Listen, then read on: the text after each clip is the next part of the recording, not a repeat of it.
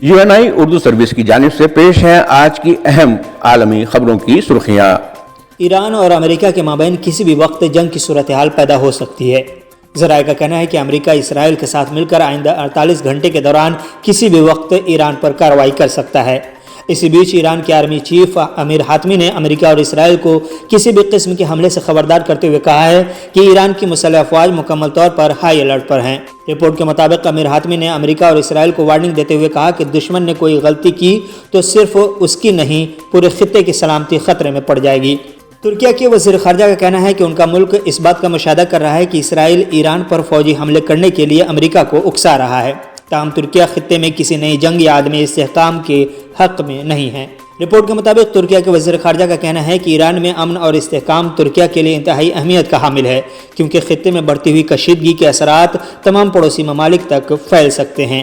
امریکی کانگریس آدھی رات کی فنڈنگ کی آخری تاریخ سے پہلے 2026 کے بجٹ کو منظور کرنے میں ناکام ہونے کے بعد آج امریکی حکومت کا جزوی شٹ ڈاؤن شروع ہو گیا۔ ڈیموکریٹک پارٹی کی جانب سے منیاپولس میں وفاقی امیگریشن ایجنٹوں کے ہاتھوں 2 مظاہرین کی ہلاکت پر غصے سے رد عمل ظاہر کرنے کے بعد ہوم لینڈ سیکورٹی ڈپارٹمنٹ کے لیے نئی فنڈنگ پر بات چیت رک گئی۔ ایران میں جاری مظاہروں کے بعد امریکہ نے ایران کے وزیر داخلہ اسکندر مومنی اور کئی دیگر اعلیٰ حکام پر یہ کہتے ہوئے پابندیاں عائد کر دی ہیں کہ وہ ملک گیر مظاہروں پر ایرانی انتظامیہ کے پرتشدد کریک ڈاؤن کے ذمہ دار ہیں۔ امریکی محکمہ خزانہ نے کہا ہے کہ مسٹر مومنی ایران کی قاتل قانون نافذ کرنے والی فورس کی قیادت کرتے ہیں جو ہزاروں پرامن مظاہرین کے قتل کے ذمہ دار ہیں۔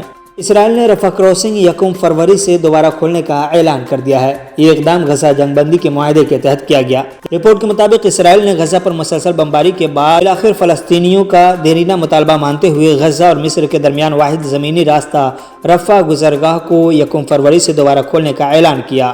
رفح بارڈر کراسنگ محدود شرائط کے ساتھ کھولی جائے گی۔ رپورٹ ہے کہ رفح بارڈر کراسنگ محدود شرائط کے ساتھ کھولی جائے گی، جس کے ذریعے غزہ اور مصر کے درمیان لوگوں کی آمد و رفت کی اجازت دی جائے گی، تاہم یہ واضح نہیں ہے کہ روزانہ کتنے افراد کو سرحد عبور کرنے کی اجازت ہوگی۔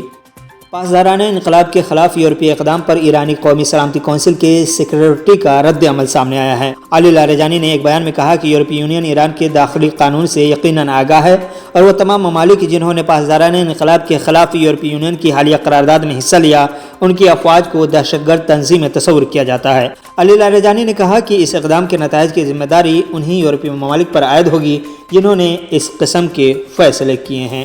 ان خبروں کی مزید تفصیل اور دیگر اہم خبریں پڑھنے کے لیے www.uniurdu.com پر کلک کریں اور UNI اردو کے فیس بک، یوٹیوب، ٹویٹر اور انسٹاگرام چینلز کو سبسکرائب اور فالو بھی کریں۔